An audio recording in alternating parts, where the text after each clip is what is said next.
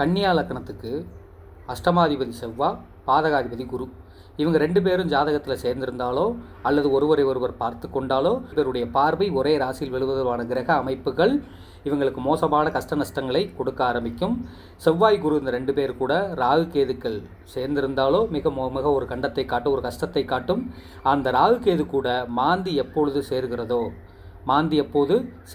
இது நீங்கள் கோச்சாரத்துலையும் கவனித்து பாருங்கள். இதில் ஒவ்வொரு படியாக போகலாம். முதலில் ஆரம்ப நிலை என்பது இந்த லக்கணத்திற்கு யார் பாதகாதிபதி, யார் அஷ்டமாதிபதி அப்படிங்கிறத பார்த்துட்ருக்கோம்.